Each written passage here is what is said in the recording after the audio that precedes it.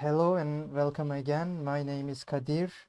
I will be the host for today's session. First of all, I just like to say that I'm a huge fan of your work. I am like really excited right now for having you here.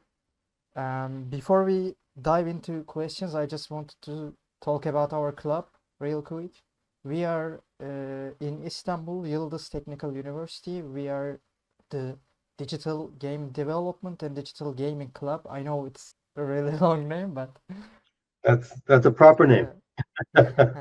we are like completely student run and completely volunteer. We are all students in here in our club.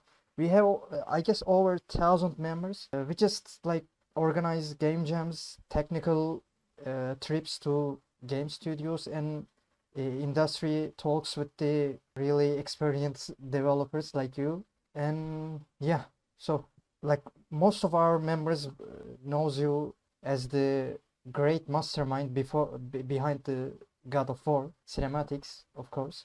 But could you please introduce yourself to our students, our audience? How would you describe your role as cinematic director to someone who thinks video games are all about coding or just modeling and stuff? Right. First of all, they are with a lot of coding and modeling. I would also say, like, congratulations on you guys starting a club like this. It's great you're doing it as a group of students. I'm sure it'll help you guys move forward. So I'm currently narrative and cinematic director at Respawn Entertainment, working on some Star Wars titles. I started off wanting to do visual effects. I began very young as a photographer, but into photography. I started shooting when I was about 12. I just loved the idea of making beautiful images. And visual effects to me seemed like the natural extension of photography. You can create all these imaginary, beautiful images that can't exist in real life. I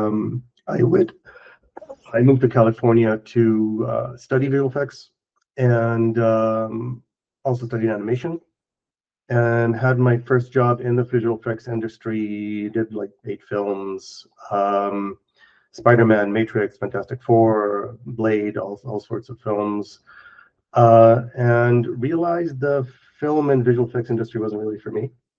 It's a very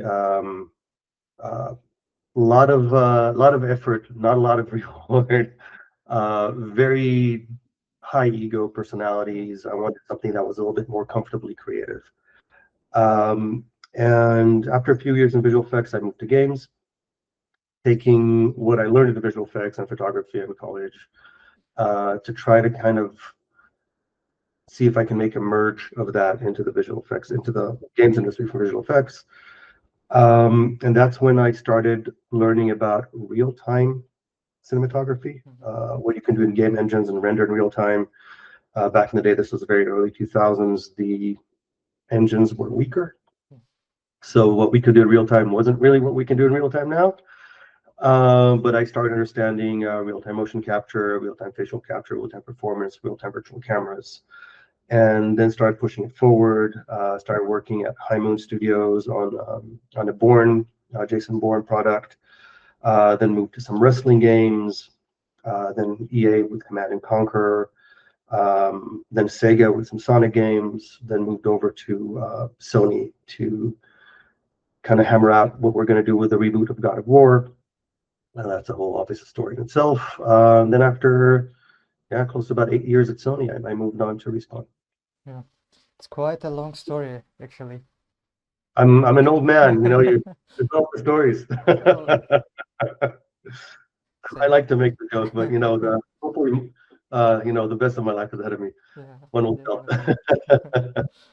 And that was my first question, actually. I was going to say, you started your professional career with making VFX for movies, but then you switched to game industry. And I was going to ask you, what actually made you switch to the gaming industry? It's a very charged question. We, humanity, we know how to make movies. Yeah. We've made movies for 130 years now. We've been making visual effects since, I know, intensely probably since the early 90s, 1995 was the big break. So we know how to make visual effects. The linear media, in my mind, is a well-explored medium. We understand how to do it. Obviously, I'm sure there's some nooks and crannies we haven't explored yet, and there's some cool stuff we can do in linear media. But for me, the interactive narrative is the next frontier. And the reason it's charged is because what I'm seeing mostly is people trying to take traditional linear media, film, TV, and just kind of wedge it into video games.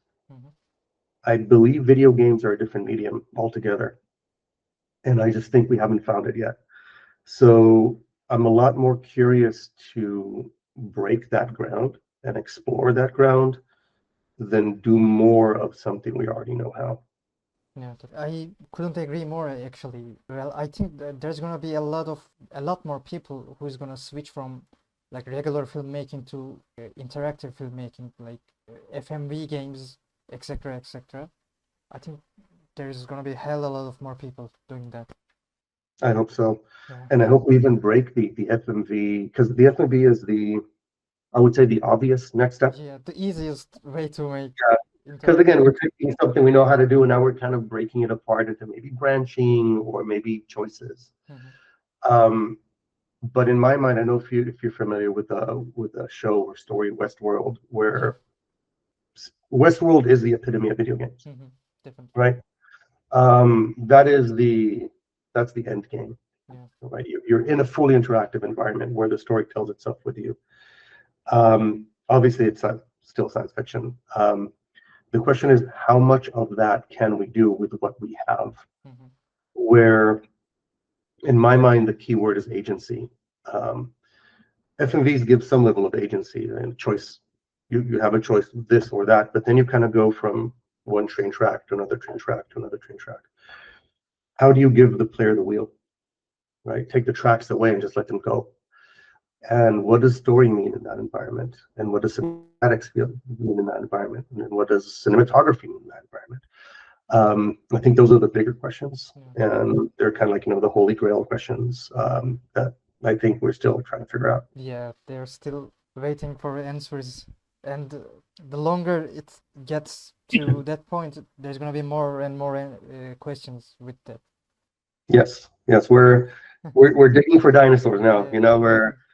We're excavating. Well, let's talk about the impossible one shot, aka God of War. Like you mentioned, when you first read the script of God of War, you mentioned that it is impossible to make some like no-cut camera cinematic. It was never ever done before. With the technology you had in 2018, you still said it is impossible to make such a thing. But like in traditional filmmaking, the cut is the easiest way to hide mistakes in your animations or anything. How did the strict continuous camera rule change? Like, how did it make the pressure on you, on the set crew and the actors? Did you have to work with actors differently, almost like in a theater or something? Since there was no luxury of simple just cutting the excess things or so. Right. Before I do that, let's talk about editing for a little bit to put it in perspective as well. Editing, obviously, like you were mentioning, helps kind of polish the edges that weren't great. But editing also dictates the emotional pace of a scene. An action sequence versus a drama sequence versus a dream sequence. The editing gives you a rhythm. It's like your guitar bass line or your drum. And when I read the script, it was written like a traditional screenplay. And traditional screenplays rely on the fact that this rhythm can be applied in post. So most writers, when they write here and then there and then there and then there. And the edits will do that for you, right? We'll go from to place in the rhythm. And that was the first thing that went away. So beyond just the lack of ability to kind of, mess up and fix it in post, the ability to pace your scene in a way that it feels like you want it to became extraordinarily difficult. Because the God of War scenes still have rhythm, but the rhythm had to be performed instead of edited. So that's why when I read the script, I'm like, I don't know how you do this, right? Like, the creative tools are different. We had to invent a new cinematic language to dictate rhythm. Not only that, we couldn't just go from here to there, right? I couldn't cut to this person's close up and then to a big wide and then to the mountain 7 miles away. The camera had to move there. And the problem with the camera, like most creative elements, you want it to be invisible. You want it to tell an emotional story, but you don't want it to call it, hey, look, I'm a camera, because then it jars the viewer, like, oh, there's a camera.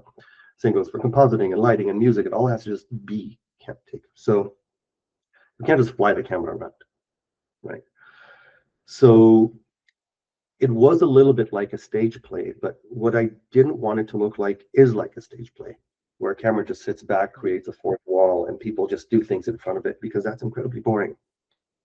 And not only is it boring, you lose the cream layer on top of your cake, which is the emotional experience of what the camera conveys.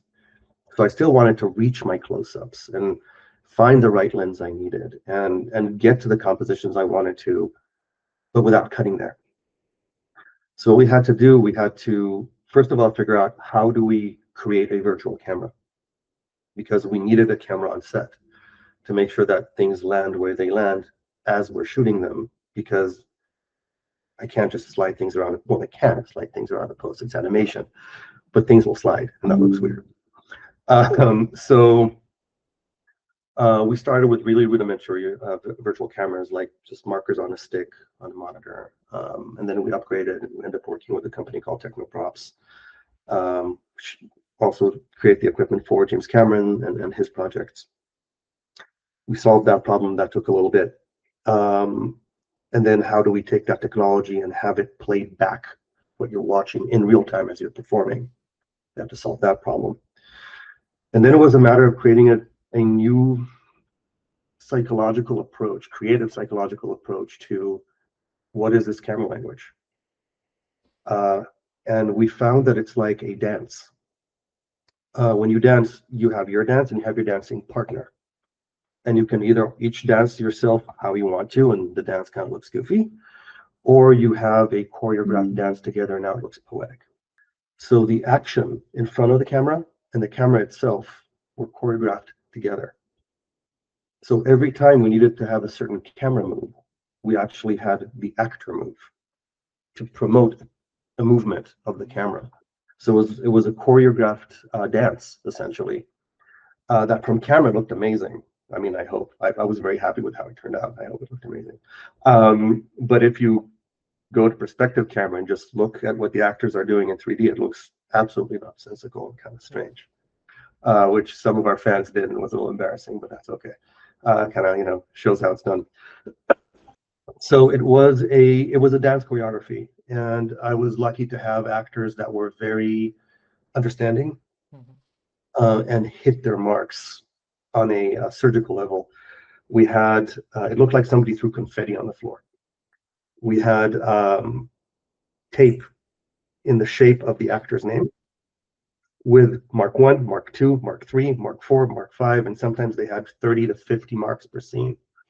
And they essentially choreographed, and they still had to act, and they still had to perform. So it took some rehearsal. And once we got into the rhythm, our average was 3 to 5 takes to get a scene. So yeah, it was very different on the directing level, very different for the actors. It's also, you're in a big white room, you're in a virtual space, so they had a hard time understanding what it is we wanted. So we got to the point where we projected what the virtual camera is seeing on big monitors on the side, so they could see themselves performing in this environment. Then trust was built, and they understood what's going on, and a few weeks in, we started to get some really good material.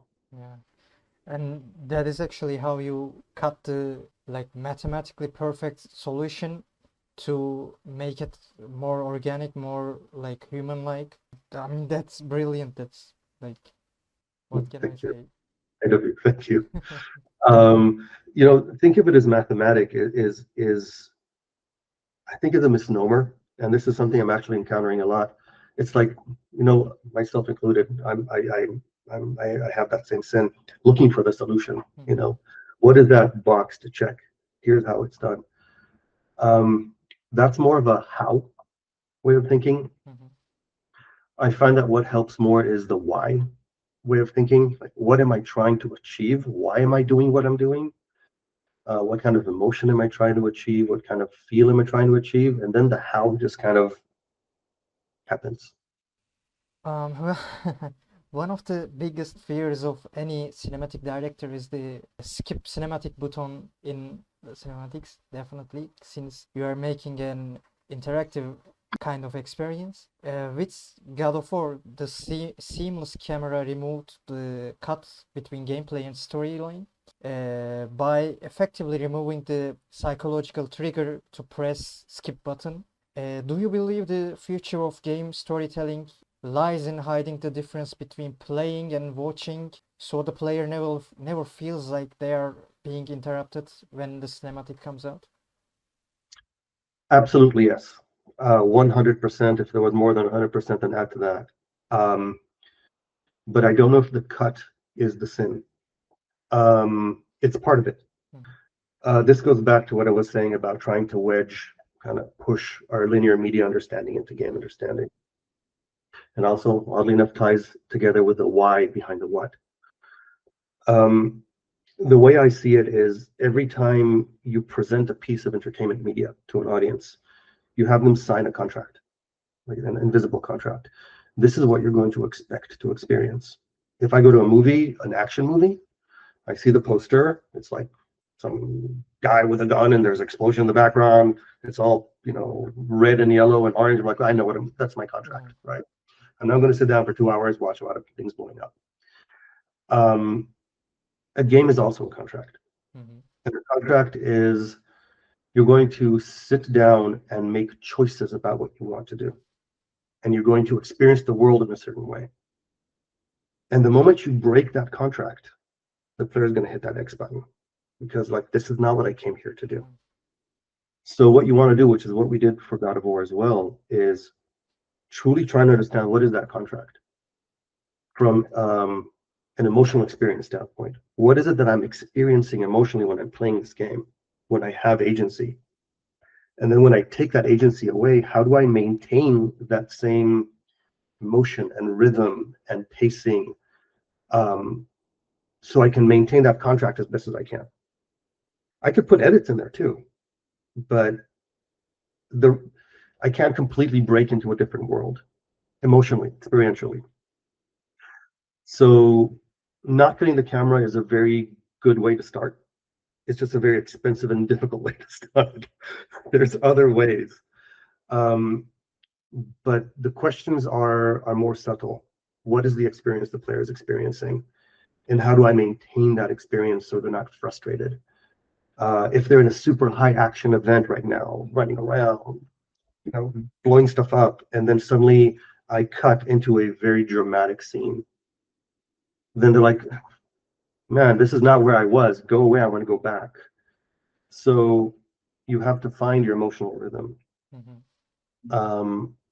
And the future of games, in my opinion, is definitely, like you were mentioning, that mishmash amalgamation of a uniform experience where the storytelling is part of the gameplay and vice versa. Or yeah, people are going to mash the X button, and I don't blame them. We broke the contract. Yeah, that's right. In your talks, you describe something called Herculean effort is required to make cinematics blend seamlessly into gameplays. So when a cinematic ends and you hand control back to the player, they might not hold the camera exactly at the position where you want. Like there was a famous meme in, I guess, Wolfenstein, where a German soldier stabs our character. It starts as a little cinematic for like 2 seconds or so, there is a health bar appears at the bottom of the screen, but it is so small you wouldn't notice it, and you will still think you are in a cinematic, and your health goes below and below. So, as a director of photography, what tricks do you use in that gray areas, like those 2 seconds of little cinematics, where control shifts from you to the player to maintain the visual storytelling without breaking any emotional experience? Yeah. I believe in order to be a good cinematic director or cinematic narrative director in a game, you also have to be a game designer. Any experience, real life experience, a game experience, walking in the park, your eye and your curiosity are always going to be drawn by things. And thankfully, that's something as filmmakers we've studied for the past 130 years. They use this kind of principle and philosophy in marketing, which I would recommend people interested in this field to just kind of dabble in studying marketing a little bit and how people draw the eye. There is a way to quantify how to draw someone's curiosity to one place or the other. From motion, composition, story being told, UI elements being shown or revealed. That's all. I think of it like cooking, you know, a bit of salt, a bit of pepper, but you need to know how salt tastes like and how pepper tastes like in order to make the dish taste right. So the game will lead. If I'm playing Wolfenstein, I'm running down a hallway, I know which direction the player's going to look. They're going to look in that direction, right? So why would I break them 90 degrees, for instance? If I do, why? You need to figure out what the player is expecting, ride that expectation, and then gently bend it to where you want it to go. With intent, not just because the shot's pretty. If, for instance, in the Wolfenstein scenario, it's a very classic issue where you want to kind of do a bit of a cinematic, but you want the cinematic blending into gameplay, but you want to let the player know, hey, gameplay started, you know, you need a cognitive shift. Tell them, right? Throwing up the UI will work, but that's heavy-handed. Yeah. In God of War, for instance, we did a very specific FOV focal length for cinematics and an FOV focal length for gameplay. So we taught the player that when the camera shifts from one to the other, you have agency versus you don't have agency. And they probably didn't even realize we're doing that to them. They just knew. Why? Because they knew. Study your human psychology, you know, study your tools, study your levers. What can you pull to make people feel certain ways? And do it with intent, but do it gently. The same goes for the harder part, actually. Leaving a cinematic is easier because you know where your camera is facing. You know where your player is facing. Why? Because you did the animation. Yeah. Going into a cinematic seamlessly is a lot harder because you have no idea where the player is going to be. How do you blend them? You don't want it to teleport. You don't want the camera to just blurp. So that goes back again. How do I use the game psychology, you know, the level design, the lighting, a big bright object for them to guide towards in order to have a certain level of certainty to where they're going to be for seamless blend. Yeah, study human behavior. Study what draws human behavior. That's the principles of cinematography. Yeah, definitely. You mentioned collaborating with game designers to elevate cinematic quality during gameplay. Like often we see games with coolest animations, coolest cinematics, cutscenes, and then the game's gameplay looks so stiff, looks so rock solid. I mean, how do you bridge that quality gap so the player doesn't feel disappointed when the cutscene ends and the gameplay starts? Yeah, I mean that goes into just game design, right? And what your engine can do in real time. Back in the old days, you know, there used to be pre-rendered cinematics, where you get these really beautiful movies, and then you play the game, and it's like, you know, 8 bits running around.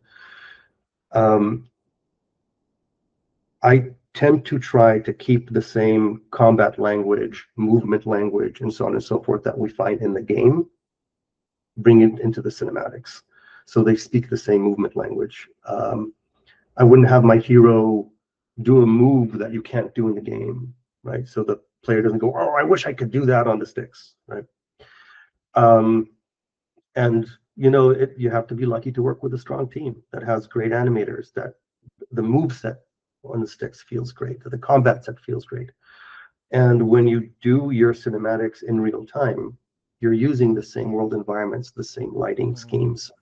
So it's a lot more complicated to render a scene in real time. Obviously, you're a lot more limited to what the engine can do. You can't just say, I'll take 4 hours to render this shot. But it helps solve that problem. You just have to be a lot more clever with how you design your scenes, because you don't have all the tools you have in pre-rendering. How many lights you can use is limited. What you can do with animation is limited. What you can do with your characters is limited. And sometimes there's ways to tell the story without taking over the camera. In Ragnarok, for instance, there's a moment where Kratos reaches Ragnarok, the war, and he's running, and he sees all these ships arriving and being destroyed and all that kind of stuff. That's essentially a scene, but you're playing. Yeah. The reason why you see all that is because in game design, we made sure you're going to be walking a path that will allow you to see that. That's a collaboration with game design. Just gonna be, again, think about your why. What are you trying to do? The what will come to. Yeah. Just keep the communication on then. Always open and develop those relationships, because the challenge in games is you have many different teams with different goals creatively. Design thinks in a certain way, and that's good because they're designing the game. Art thinks in a certain way, and that's good because they're making incredible art. Narrative and cinematics thinks in a certain way because they're making a story. And sometimes those goals don't align. So how do you combine them all together through the relationships you develop to make everybody succeed without getting in each other's way? I think that's the trickiest part. Well, when it comes to scenario, like the transition from the original Kratos God of War sequel, I mean, the Greek trilogy, to the stoic father figure, like from rage-fueled Kratos to stoic father figure Kratos, switching into that, I mean, that was a massive risk for the IP in general. When I first heard about these news, I was actually shocked, and I thought it was going downhill, I guess. I was really surprised and disappointed in that design choice, but during development, were the moments, did you have the moments of doubt or indecision within the team, in yourself? Did you ever worry about the new Kratos? It was too different, or that the camera was too calm for such a violent character or so? Yeah, always. I mean, first of all, I got to give credit to Corey. He's the one who pushed in that direction. We were just the ones who got together to figure out, what do we do about it? We were very worried. Worried is maybe a heavy word. Very concerned, because we knew that the first 3 God of Wars, including the Ascension that came out afterwards, designed a very specific expectation for the franchise. We didn't know it might work until our E3 demo. That's when we kind of showed it to the world, and we were like, here's for hoping. Thank God it turned out well. People were very excited because they understood what it is we were trying to do. On paper, it doesn't read very well. But yeah, there was many moments of it's a lot of hard work. Are we working really hard to dig ourselves a hole? But that's part of taking the risk, right? That's part of the creative production. Yeah, like you said, so it was a completely new series. I mean, a completely new game, new saga. When I first saw the trailer, I just said to myself, this is not the game not the series. I mean, not those 3 games I finished twice. This is not the rage-filled Kratos I know. But then when the details from the game came over, I was like, this is going to be the greatest thing I'm going to play. Oh, amazing. Glad you felt that. A great moment for me. Where in Ragnarok, we get to play as Atreus also. And Atreus is so much faster, lighter, and more agile than Kratos. So how did you change the behavior when following Atreus? Like, did you change the camera lens choices or camera shake or the movement speed to reflect that you are experiencing someone completely different? Yes, but probably not for those same reasons. How do I describe this? Yes, we did change the camera, but not for the reason to show you that you're playing another player, or another character, but to better accommodate that character. And the byproduct is the feeling that you're playing another character. So that again goes to the why and not the how.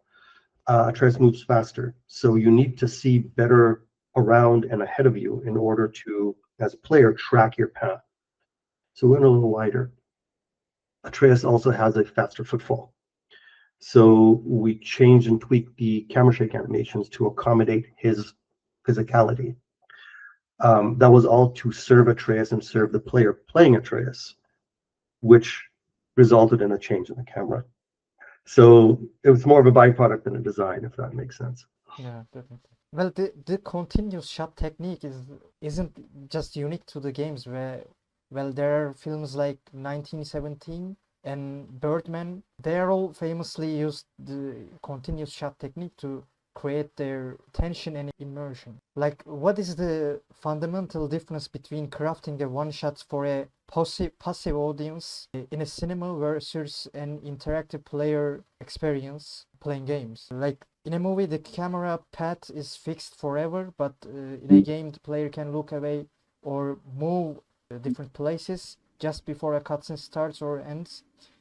Does the unpredictability make the game one shot significantly harder than the famous Hollywood one shots? I don't think so.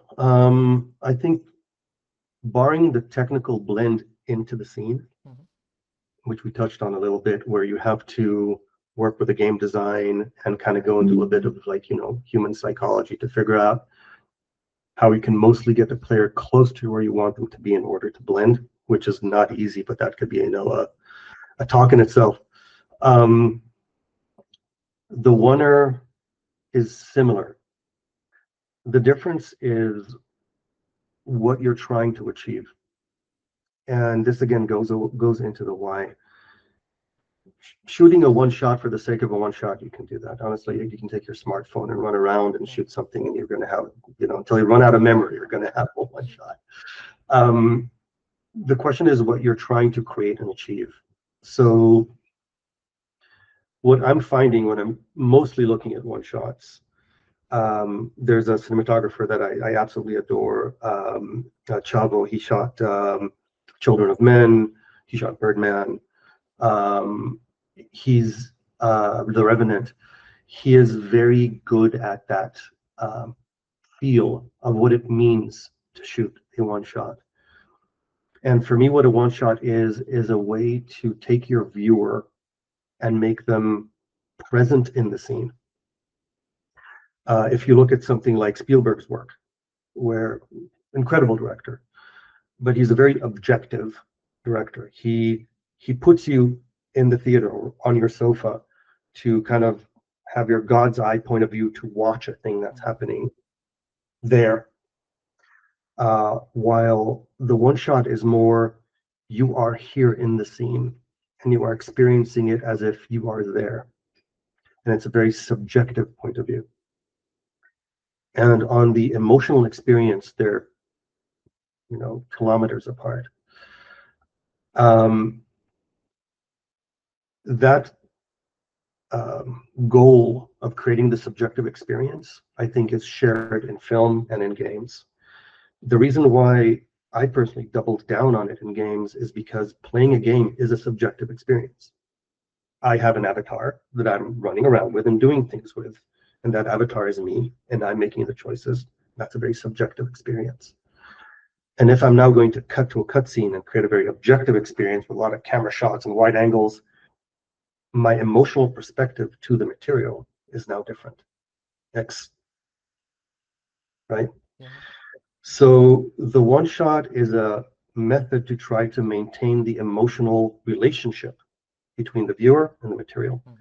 And if you'll go back and watch Birdman, or Revenant is actually a better example, you'll see how you're not yourself looking at someone doing something. You are that person experiencing what they're experiencing, and that goes to the lens choices and proximity to the character, and the lens and the camera movement and how it moves with the character. And Fincher does a lot of that stuff too. So the challenges when you do it in linear media and games are identical. It's how do I maintain this emotional relationship? Yeah, I mean, what can I say? Like in a previous interview of this series, we interviewed with Ash Brennan, who is the co-creator of Arcane series. We discussed how technology can sometimes steal the necessary incubation time from a director. Do you think seeing a finished frame instantly in real time can sometimes make a director less thoughtful compared to the days when you had to wait overnight for just a simple render? Possibly. First of all, kudos to that team. They do incredible work. Absolutely love their work. It's a very loaded question. What we like to call real-time production is it gives you just enough rope to hang yourself with, right? So again, I can't believe I'm saying this so many times. It goes to the why, not the what. If you rely on the what, right? What am I seeing? You know, all that kind of stuff. How am I seeing it? Yeah, you're going to end up hanging on that rope. But if you come in with the why, what am I trying to feel? What am I trying to do? What is my target? Then it keeps you on a path. You know, productions are productions. Sometimes you run out of time. Sometimes you just got to do the thing. And yeah, you can jump on set and you have so much flexibility that you can just riff in real time and get something, but it might not fit or it might not be right. What I try to do in my productions is add a phase I call the staging phase. When we're done with the script, we take that script and we analyze it. And we say, okay, what kind of character business, you know, things they're doing, can we add to create a subtext in the story? Are they walking around fiddling with an origami bird? What does that mean about them? You know, how could that manipulate the shot? What kind of lighting color might be looking for? What's our environment? And unlike film, where it's a very reactive medium, you know, I look at an environment, I location scout, I bring out my camera, I phrase some stuff like, this looks pretty, I'll do this. In CG, you have nothing. You're like in the Matrix load hallway. It's white. And you have to create what you think will work. It's a proactive, not reactive.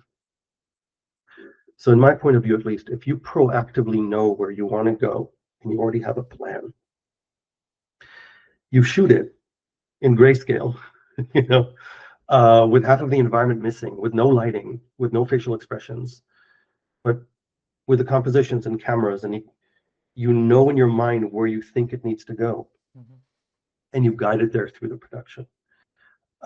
Because unlike Arcane, where they're pre-rendered, you do have to wait overnight, over a week to see your final shots. And then you do the compositing and it's kind of flattened in, it's final, and again, the work is beautiful. In games, the shot can still be tweaked until the day the game ships. So lighting is constantly going to get tweaked, and the environments are constantly going to get tweaked, and the animation is constantly going to get tweaked. Even the cameras might get tweaked. When do you say stop? You know, so you have to have this idea of where it needs to go, and when it arrives there, you leave it alone. Or yeah, it's just you end up getting lost in the material. Yeah. Or you just need a guy who needs to say, dude, it's enough, it's already perfect, just stop. Let's usually push it's the same guy that wants it to be Get perfect. rid of it. Like Yeah. when it comes to lighting, you listed lighting as a key competency. Like in modern games, when with the dynamic time of day or distractible environments, you can always bake perfect lighting like in a movie. How do you approach cinematic lighting in an environment that is constantly changing? Do you have to cheat a bit with the character lights that player doesn't see? Yeah, good question. First of all, personally, I'm not a big fan of character lighting rigs. Mhm. Because what they do is they make the character just differently lit enough from the environment to make them not look like they belong there. And I hate that level of immersion breaking. It doesn't make the character very pretty, but it makes the experience a little fake. Um, there's in gameplay, it's tricky. And again, it depends on what kind of game you're making. If it's an open world game, you just have to essentially just give it up. Make lighting that will fit beautifully into your environment, that'll tell a story for your environment, and make your environment evocative, and let the player just live in that environment. If you're in a more linear game like God of War, it's kind of open linearity, it opens and closes, where you have some level of sense of directionality of playing. You can inform some of that a little bit better. But for me, lighting has two elements to it. One is the classic lighting, like how does it fall on my character? How does it mold my character? Where are the shadows falling? All that beauty stuff.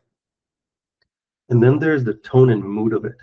How does it make you just feel in terms of when there are shadows, how sharp or soft are they?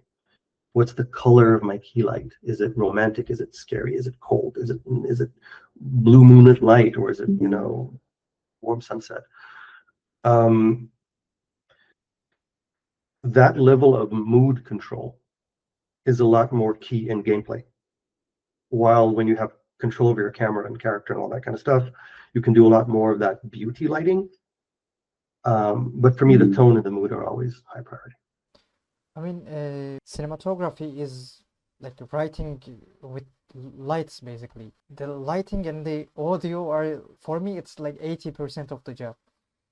Yep. I mean, in God of War, we see distinct color palettes like cold blues for Midgard and warm hues on the other realms or so. I mean, how do you use color and lighting temperature to subconsciously tell the player how to feel before a character even speaks, even like entering any realm or so, any environment or so? Can you give an example where lighting was used to foreshadow a plot twist or something?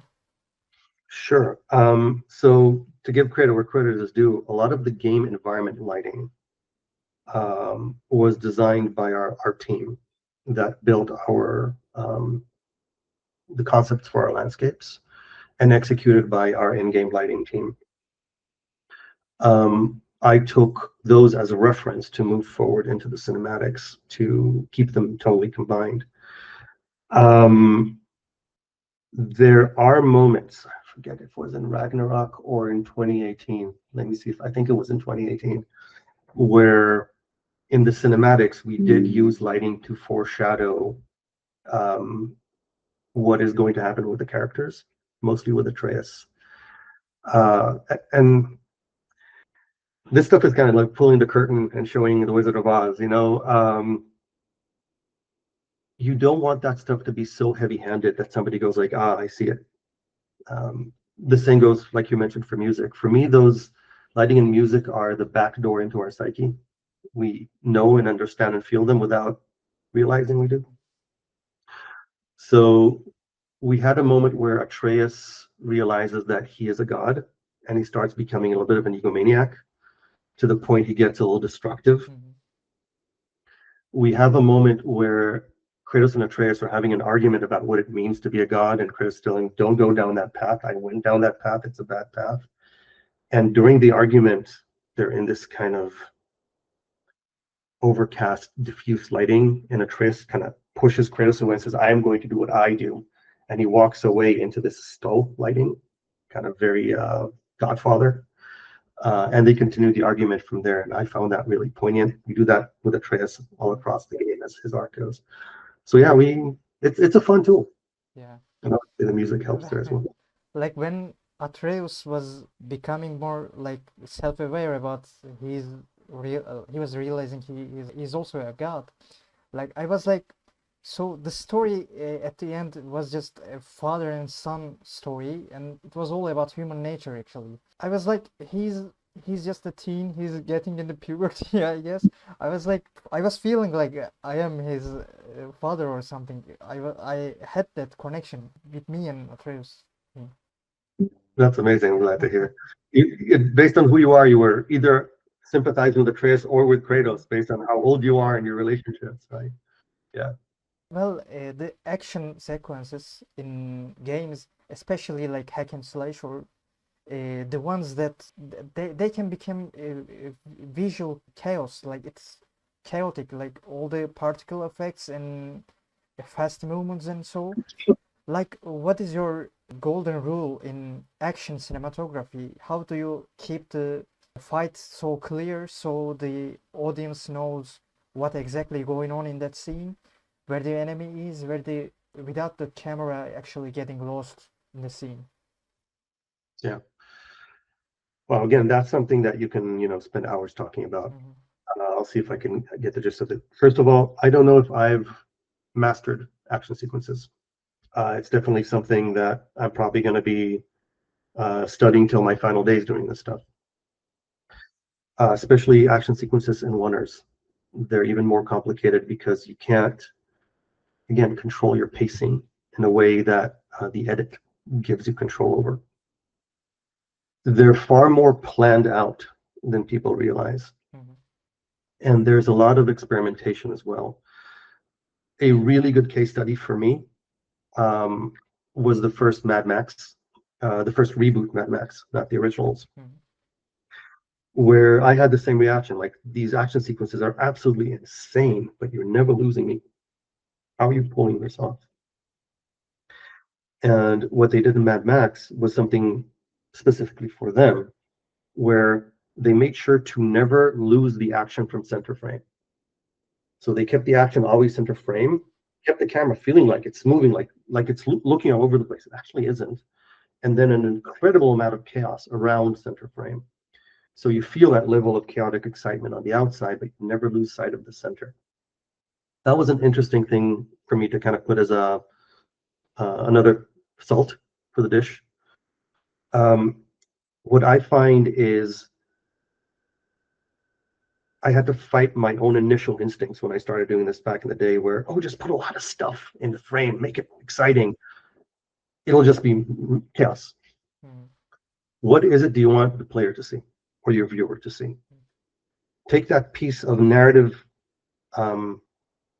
puzzle and build around it to the place that it looks like, that it just happened, but no, it was carefully planned. I'm trying to think of an action sequence in God of War that might be a good example. Yes, this was I believe in Ragnarok.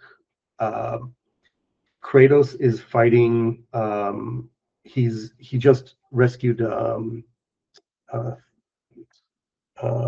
Tyr from his prison, and he's being attacked by these 4 Einherjar, and it's crazy. They're jumping on him, but they're hard enemies too, so it's not like Kratos can smash them around.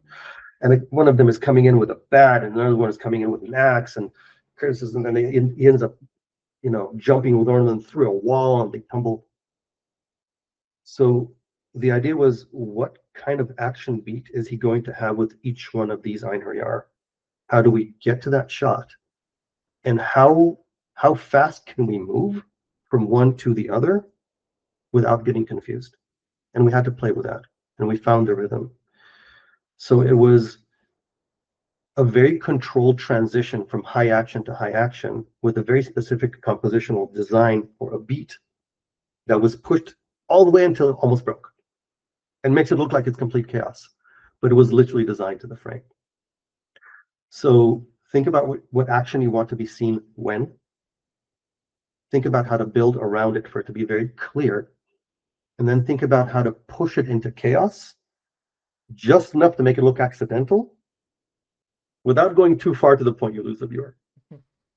That's the best I can give you in a short amount of time. I mean, it is really safe to say that God of War, both God of War and Ragnarok, has some of the best, like, hand-to-hand closed range combat scenes, cinematics, in the entire gaming history. I mean, one of the best, if not the best.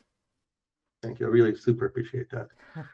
We can go into how we designed those as well. We also had an incredible stunt team that was very understanding of camera work. So they could dance with us, and that was super important.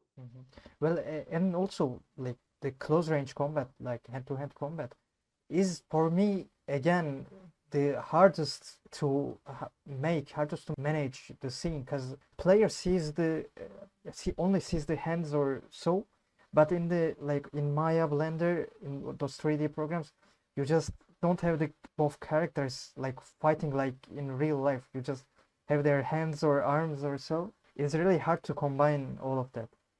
Yes, agreed. I know this is not part of your question, but I'll give you a bit of a tip. There's a technique called creative visualization. Many times it's referred to in visual spiritual philosophy, whatever I take it into. It's the thing that's a lot more practical. There's a way to train your mind to see with your eyes closed. And the more you train, the more what you see represents true reality in terms of distance, space, lensing. So you can spend a lot of time solving all your cinematic problems in your head before you go into Maya or Blender, because the moment you do, it becomes a lot more complicated. Last two questions, so we can finish our session. No You have worked with the industry giants like Sony, EA, Sega, and so. If a young cinematic artist wants to enter to industry today, what should be in their portfolio, or what should they focus on? Should they just show their beautiful shots, or? It's a tough question. It depends on which studio, which project, which director they want to join. For me, I would want to see a scene, a shot sequences that they designed. Make a little movie for me. I personally wouldn't look at the lighting or the rendering or all that kind of stuff. There's teams for that, unless you want to be a lighter, of course. But and also every studio, every team structure might be a little different. In film, it's very regimented. You have your director, you have your cinematographer, you have your lighter, and so on, your grips. Games, the roles kind of parallel, they overlap, they shift. The best thing I would want to see is that somebody took a book they like or a story they like that hasn't been adapted into film and made a short sequence from it in the way they would visualize it. I would like to see an action sequence. I would like to see a dialogue sequence, and I'd like to see a drama sequence. Those are three completely different problems to solve. That would help me see the quickest I can to gauge a level of creative insight from this candidate. I hesitate to use the word talent. I don't know if I believe in talent. I think within the right type of training and effort, you can get where you need to go. Yeah, I mean, having at the very end some photography can't hurt, just to kind of show your eye. And yeah, show your mastery of taking something written into something visual. Well, lastly, I mean, game development is a mental business. So what would you like to say someone who is having a hard time working in the industry, or trying to get into industry? Somebody still in school, somebody looking for a job? I mean, both ways works. Got it. I think the most important thing is to make sure this is what you want to do.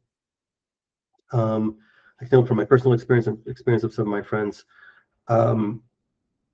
we went into majors that we thought were cool, and work our butts off to get to the level that needs to be in those industries. This is a difficult field. It's not like frolicking in fields and having fun. It's a lot of work. It's a lot of hours. Make sure this is really what you love to do. If this is really what you love to do, you'll just keep doing it because it's what you love to do, and eventually you will break in. Just put yourself out there, do work. if you find yourself burned out by doing this stuff, then it's okay to ask yourself, maybe this isn't what I'm meant to do. Because what I see some people do is they work so hard and hate every moment just to, for me it was to get into Pixar or to get into this or to get into that, just to realize, okay, now that I'm in, this is what I'm going to be doing for the rest of my life. That's horrible. So yeah, just keep at it. Find you have the passion for it, keep at it. For me, there's 3 layers to this. I like to call it the tinker phase, the art phase, and the craft phase. And they're sequential. Don't jump ahead. The tinker phase is when you play with the material, grab a camera, walk around with it all day for years to find out what lenses do, work with lighting, start to understand how to cook. Then the art phase is taking that and just kind of playing with it and seeing what happens. And then the craft phase is when you take all of that, forget all about it, because now it's intuition, and now we use it as building blocks to predictably create content. Know which phase you're at. Be honest with the phase you're at. If you're in the tinker phase, be in the tinker phase. Don't try to be in the craft phase. And build yourself up. If this is what you love to do, you'll make it happen. Well, I have like 50 more questions, but it's already over an hour, so I just want to thank you for answering my questions, and thank you again for giving your time to us. Pleasure. Yeah, so I guess I just had to say goodbye. Absolutely, and good luck, and the best of luck for the rest of your team as well. Best of luck to all of us, I guess. Exactly. Thank you so much. Have a good one.